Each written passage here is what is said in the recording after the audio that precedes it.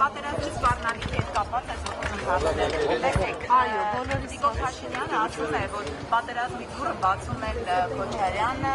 Ծաղիկյանը եւ Կարապետյանը եւ ասում է դուք նաեւ ձեր մեխանիզմների, որ անվտանգության երաշխիքների մասին խոսում եք, դրանով նաեւ Հայաստանի համար խաղապահների դուռն եք բացում ու այսպես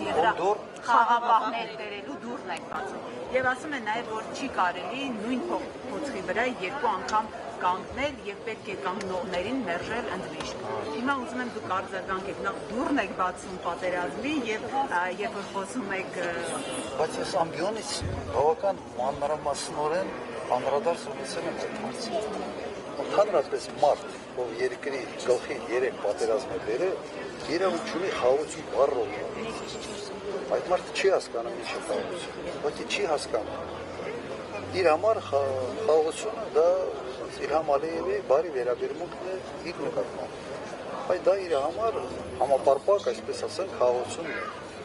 Հայաստանի Հանրապետության համար լրիվ ուրիշ է։ Երաշխավորված արժանապատիվ խաղաղություն եւ մենք դա ի վիճակի ենք ապահովել։ Սրանով ավարտենք։ Նախընտրական շրջանում ուղղակի երկու մասի է բաժանել ուժերին, այս բաժանում ապահովությունը։ Նախընտրական շրջանը միշտ բաժանում է 2-3 Չէ, խաղաղության բերողները եւ պատերազմ բերողների եւ խաղաղությունը միայն ինքն է բերում ըստ իրեն։ Եվ ինքը դա ասում է մեկ մարդու անընտալով, որի նախագահության ժամանակ չի եղել նույնիսկ քիչ թե շատ, նույնիսկ միջին չափի սահմանային, այսպես ասած, միջադեպ չենք ունեցել։ Ընդհանրապես չի։ Եթե հիշում եք, նաև այն ժամանակ Ադրբեջանից պաշտոնյաներ էին գալիս Հայաստան տարբեր պատվիրակությունների կազմում,